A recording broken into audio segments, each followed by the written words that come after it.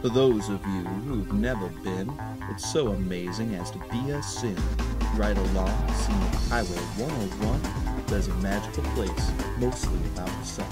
We'd heard about the redwoods, so we came to see what it felt like to be under all of those trees. We weren't the first to hear their call. 100-foot redwoods dwarfing any wall.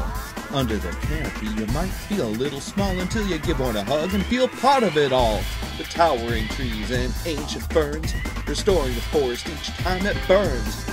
The North Coast is like a Jurassic Park reserve, a tiny little paradise we must preserve at the command of the mother who gave us birth, the green goddess most of us call Earth. But in the midst of this scenery, we learned about something that was shocking to see. The forests were threatened by society. Lumber companies out to cut every last tree. College students recruited by the military. And a thief in the White House directing policy.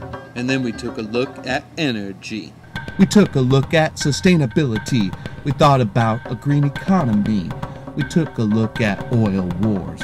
We took a look at President Gore. We started to see something we had missed before, that there was more to life than consuming more. The fate of the earth is all tied together, and it's up to us to make things better.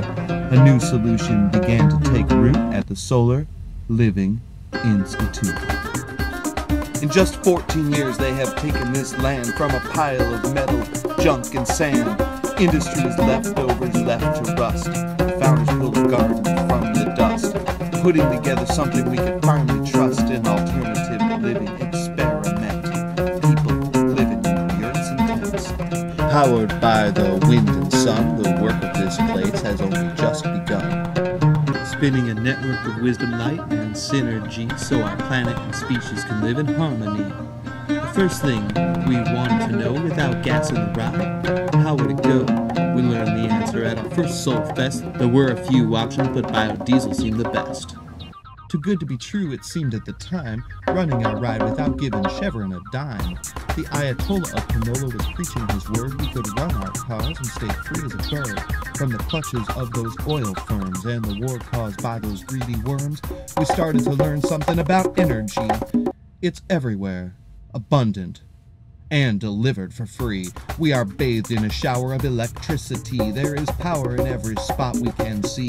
The sun can run our society, and we can leave a legacy of clean, renewable, war-free power. The revolution is happening this very hour. Our 4th year here, and a lot has changed. The style of our life has been completely rearranged. With a panel on the roof, we are part of this trip, living our lives without taking a sip from the bloody oil wells. Yes, that is French fries you smell, and Mahayana, our bus, likes it quite well. It's not so cheap, but that's okay. We didn't pay the oil companies today. We get our power from the real good store, and as soon as we can, we'll be back for more.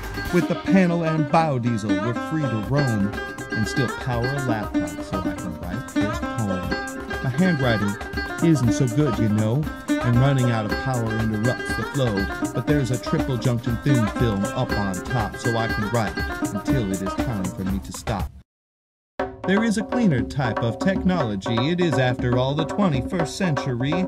This planet didn't come with a guarantee, so it's time to look at other sources of energy. Oh, look right there in the corner of the sky. A power plant burning brightly, so tell me why we must plunder our mother and suck her dry? Holy solar, there's free power everywhere.